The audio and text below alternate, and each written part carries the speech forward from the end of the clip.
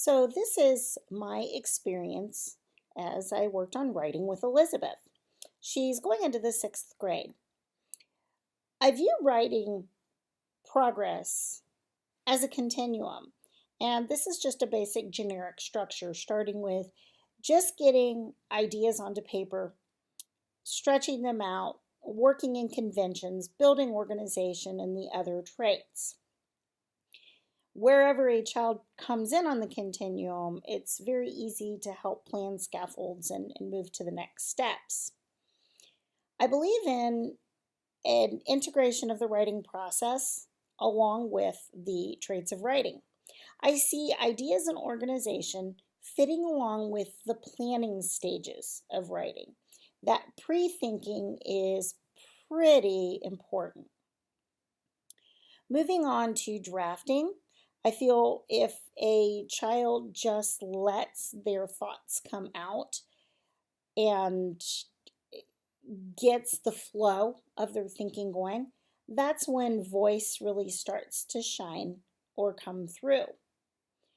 I'm a believer in having students just focus on the flow of their thinking rather than stressing about spelling and word choice too heavily at this time. Because I feel it's the revising stage that we can go back and we can look at making the writing more interesting, adding variety in word choice, and just really fixing things up to improve the overall piece. The editing stage is where I do stress conventions. We like them to be as automatic as possible for a student. However,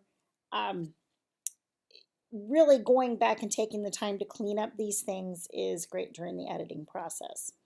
And so, I'm going to show you the journey that Elizabeth and I took as we built a full, strong essay piece for her. Here, Elizabeth jots down her ideas. She's developing a main idea, 3 supporting details, and a wrap up. She builds an introduction and then 3 body paragraphs and a conclusion.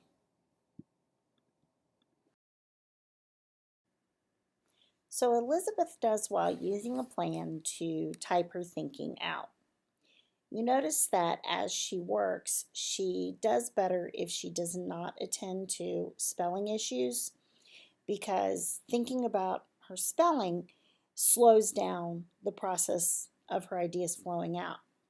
Rather, she pauses as she goes and then uses spell check. As Elizabeth constructs her essay, I try to not give her a great deal of feedback. I want to let her get her thinking out. It's fun to watch her voice come through, particularly as she writes about getting her tan on. She puts a lot of expression and voice, and that's where I like to see that shine through. She does have some repetitive sentence structure. For example, all of her wrap up sentences for each paragraph are pretty basic. This is why I like, this is why, this is why. So that's something we'll take on with revising.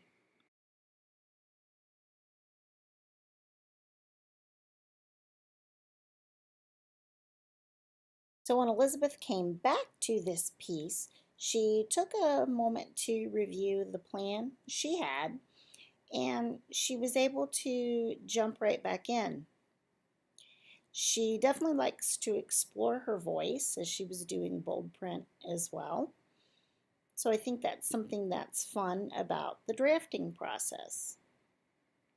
Again, you can see that spelling is definitely an issue and you see the repetition. We did pause to talk about spacing after her commas, and then she moved on to her conclusion.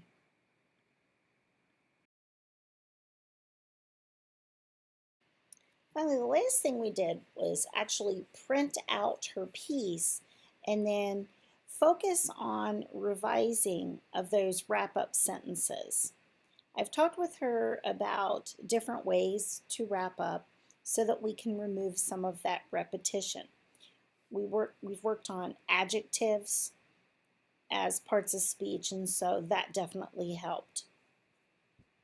So it was just great to go back and make those changes, again, through the revising process. And so this is Elizabeth's finished essay. She's come a long way being able to plan each paragraph, to get her ideas out, and to work on improving things like her word choice and some of her sentence fluency. The ultimate goal would be that she can do this completely on her own without any reassurance. But pretty proud of her progress so far.